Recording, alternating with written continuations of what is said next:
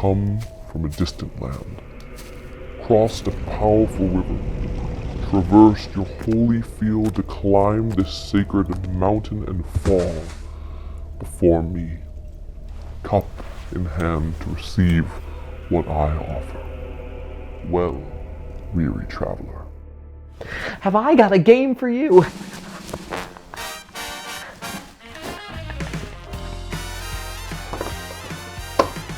Mandala.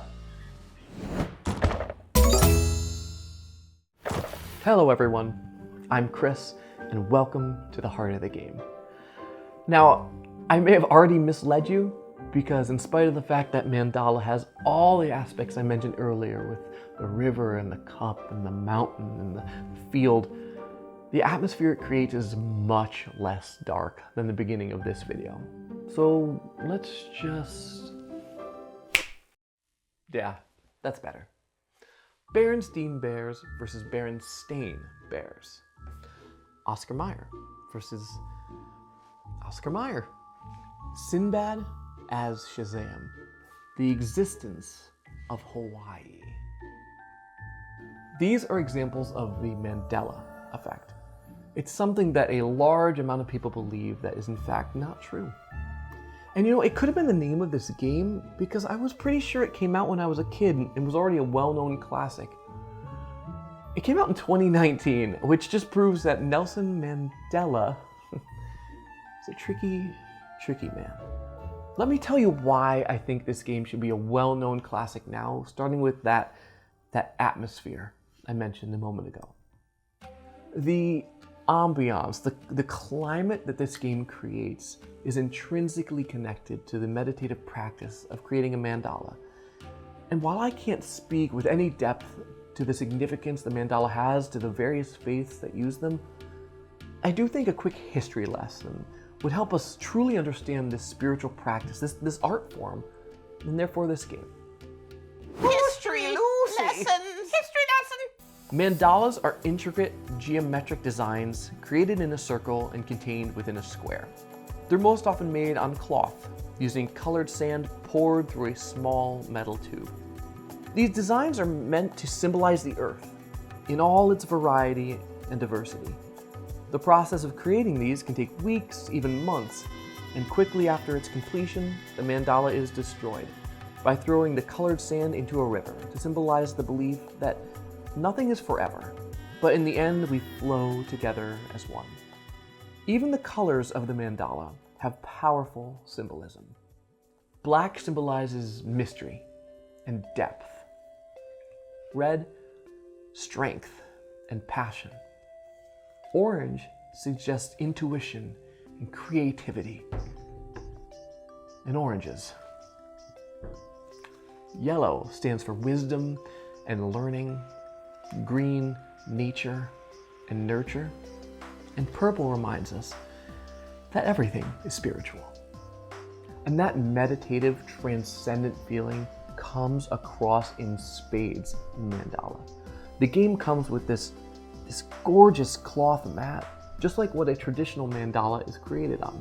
And the cards are the colors you use to symbolically create your mandala. You know, if you look at the shape of these cards, they have meaning as well. They could have made normal rectangular cards, but they chose to make square ones because mandalas historically have been circles contained within a square. With all of that in mind, I think the best way to outline the game for you is with a custom story filmed and choreographed here by the staff of the Heart of the Game. Enjoy. You wake up one morning and realize it's been several months since you've made a mandala. Oh no! So you grab your colors and your drinking cup and you head to your favorite spot by the river. Unfortunately, when you arrive, a fellow monk is in your spot and has begun unloading their mandala paraphernalia. You approach them, love in your heart, rage in your eyes, and explain the situation. They respond that this is their favorite spot as well. You are at an impasse. After some discussion, you both choose to turn this spiritual practice into an unholy competition to To maintain the air of a solitary spiritual practice, however, you set up spaces for 2 mandalas. Unbeknownst to passers-by, however, you will each be working on both mandalas, either in your own space in front of you, your fields, or a shared space in the middle, the mountain. As is custom, when a mandala is complete, one of you will begin throwing the colored sand into the river. However, your sacrilegious debauchery continues, because while some sand will be cast into the river to maintain appearances, the rest of the sand will be poured secretly into your respective drinking cups. And then, ducking discreetly near a sacred pear tree, you will then compare who hoarded the sand the best, and who therefore can lay claim to the spot by the river. And it's at the start of this blasphemous bout that the game of Mandala begins. Take a look at the game mat with me. Here are the 2 mandalas you and your comrade will be building together. Here and here. The area behind this line of colorful circles is your field. Only you can play your colors there, and only you can prevent forest fires. Same with your opponent here. This white strip in between each field is a shared space called the mountain, where you may both play your colors into. This line, numbered 1 through 6, is the river, where you'll be tossing your colors into once a mandala is complete, meaning when a mandala has all 6 colors played into it. And finally, these are the cups, where you store your ill-gotten gains from this spiritual war. Now, as we get into how this game actually works and what makes it just mwah, I first need to describe one key aspect called the rule of color. Rule of color.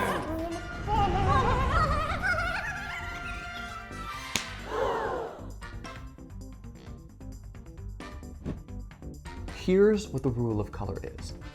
A color can only appear in one area of a mandala. For example, if red is played to the mountain, it can't appear in either player's field. Similarly, if black is played into one monk's field, it can't be played into the mountain or the other monk's field. You can, however, play more cards of a color into the area they are already present in. The structure of this game is as simple as it is deviously clever. On your turn, you can either discard as many cards as you want from your hand of one color and redraw that same amount from the deck. I call it the Monk's Mulligan. Or you can add to one of the 2 mandalas in one of the 2 following ways. The first is playing to the mountain, to the shared space between the fields. Now, because creating a mandala is a meditative spiritual practice, you're only allowed to play 1 card per turn to the mountain. But your reward for your discipline is you get to draw up to 3 cards from the deck. I say up to 3 because you can only ever have a maximum of 8. And then you check to see if a mandala is complete, if all 6 colors are present. The second action is playing to your field, to your personal space. Now, you can play as many cards as you want of one color to your field. However, since this is a more selfish way to add to the mandala, you don't get to draw any more cards. And again, like the first action, you check to see if the mandala is complete. And if you happen to forget what the actions are, don't worry. The designers have included these 2 cards, the black and white back, one for each player, to show the actions that you can take on your turn. A quick aside, any game of any depth or complexity that doesn't include something like this is massively behind the curve.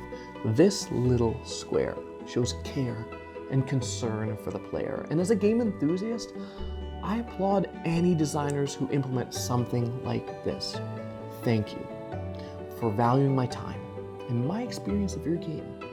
Now let's talk about who gets the honor of throwing away that first batch of sand when a mandala is completed.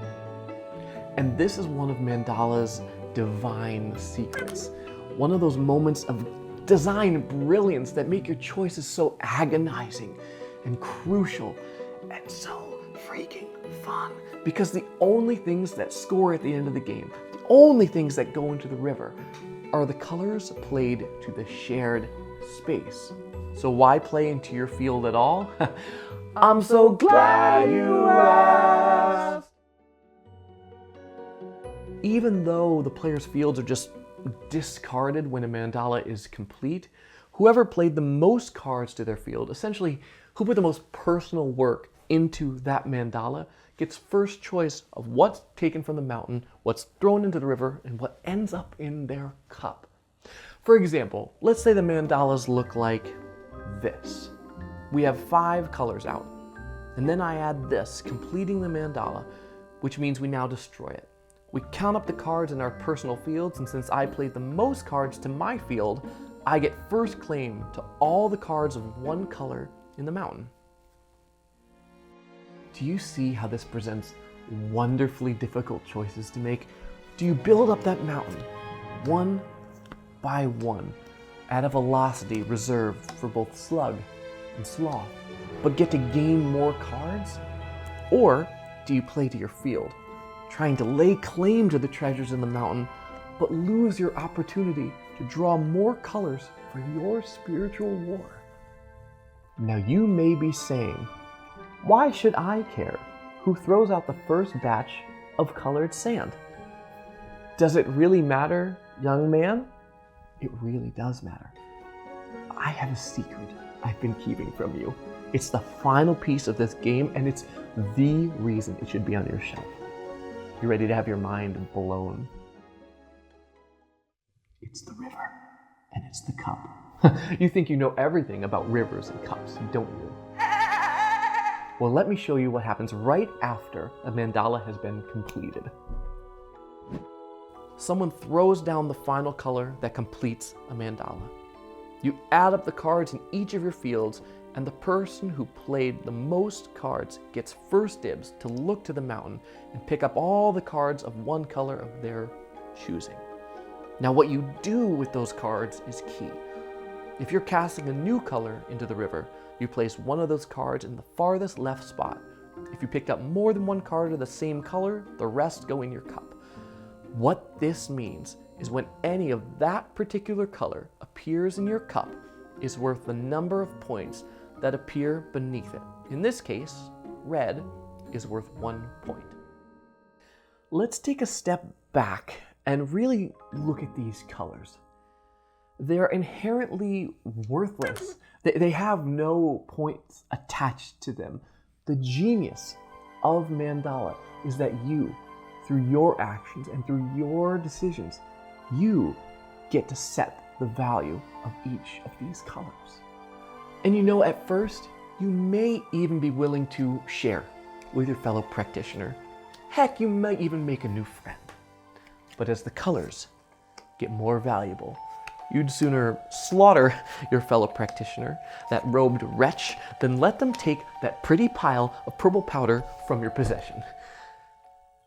In conclusion, inkin' blinkin'. Mandala truly feels like a spiritual practice that has become hijacked for some ulterior motive. You know, it forces you to be slow and thoughtful, almost peaceful in the first half. And then halfway through the game, there's this competition switch that just gets flicked on, and you find yourself fighting over colors. That's what a brilliant game design can do. Make cards with colors, just colors, seem important. And it's that mix of meditative practice and meticulous plotting, a transcendent climate, and torturous choices that make mandala exactly wonderful. And maybe I was too hasty in saying that the river and the cup were the reason you should own this game. Because truly in mandala, everything is dependent on and interconnected with each other. And perhaps that's the larger point the designers were trying to make. And for me personally, it's a point really, really well made. Thank you so much for watching this episode of The Heart of the Game. Until next time, I'm Shaquille O'Neal. Short story. Custom filmed and choreographed here by the Stat of the Stain. Why? Why? Why would that be what I say? Now let's talk about who gets the honor of doing good things for me. You know, I need good things. Oh, Poppy. Oh, no. Oh, no. Oh, boy. Take you down, little pop. The Monk's Mulligan. Oh, God. I can't do it. I can't do it. It's so ridiculous. Why would we even add that into the video?